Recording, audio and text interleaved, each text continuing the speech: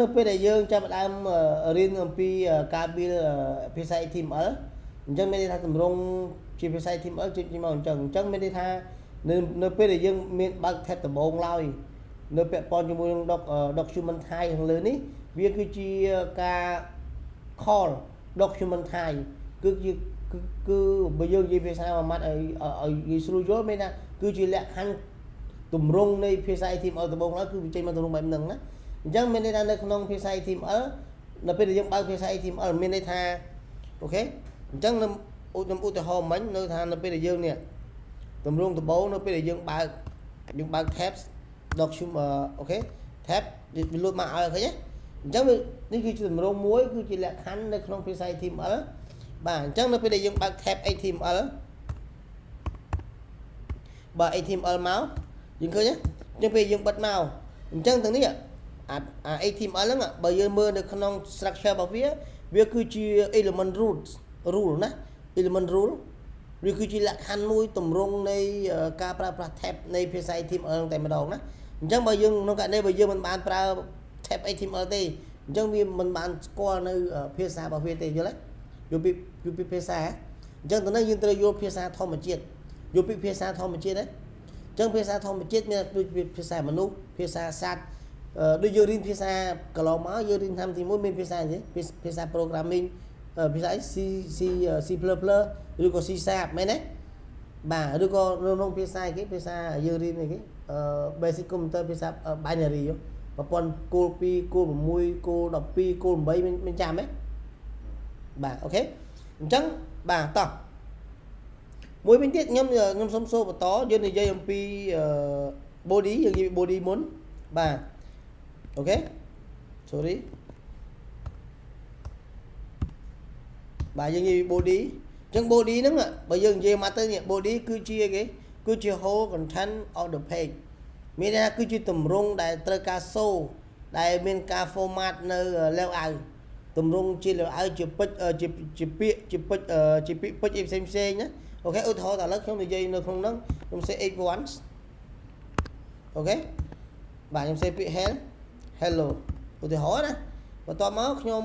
សរសេរមួយទៀតគឺ tab page យើងនិយាយពាក្យថា e អូខេយើងវាយពាក្យ e បាទ e learning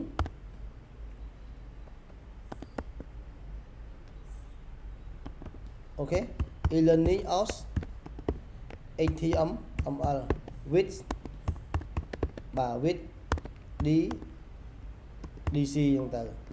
ខ្ញុំធ្វើការ save ហើយខ្ញុំធ្វើការ run យើងឃើញទេ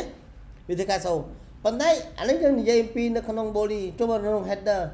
ទម្រង់ HTML structure ហ្នឹងយើងនិយាយអំពីនៅក្នុងហ្នឹងវាមានអីគេវាមាន header នេះ header ហ្នឹងគឺជា container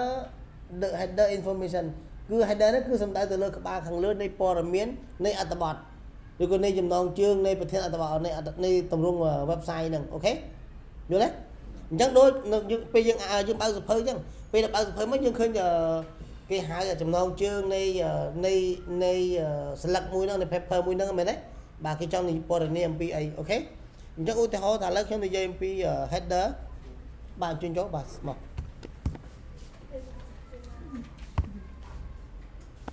អូខេខ្ញុំនិយាយពី header ខាងលើ head អញ្ចឹង header ហ្នឹងគឺយើងនិយាយអំពី title អូខេបាទអញ្ចឹង title ខ្ញុំនិយាយអូខេ sorry បាទ title ខ្ញុំនិយាយអំពីយើងបិទ title វិញមកបាទយើងអាចនិយាយពីថាអូខេឥឡូវ80បាទអូខេ about បាទ HTML អញ្ចឹងពេលដែលយើង run យើងឃើញខាងលើនេះទម្រង់ខាងលើនេះយើងឃើញមានការផ្លាស់ប្ដូរជាមើលពេលយើង run ណាអូខេអ្នកឃើញទេabout HTML អញ្ចឹងមានន័យថា header ហ្នឹងគឺជា container ដូចគេដូច information មានថា header ហ្នឹងគឺជា container បើយើងនិយាយឲ្យខ្លីទៅគឺជា container នៃអត្ថបទណាបាទនៃលើក្បាលខាងលើ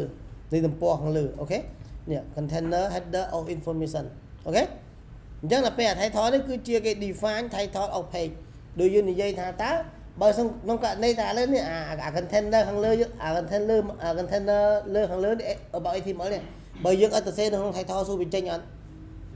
ហ៎អត់ចេញទេអូខេបាទអញ្ចឹងគូតមានន័យថាបើក្នុង title ហ្នឹងគឺវាត្រូវបានយើងត្រូវបានសរសេរនៅក្នុង title ប៉ុន្តែវាត្រូវបានយកទៅប្រើនៅខាង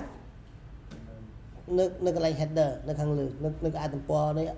នៃ website របស់យើងអូខេបាទតោះកន្លែងហ្នឹងគ្នាយើងមិនណាមិនយល់យើងអាចសួរបានណាអូខេ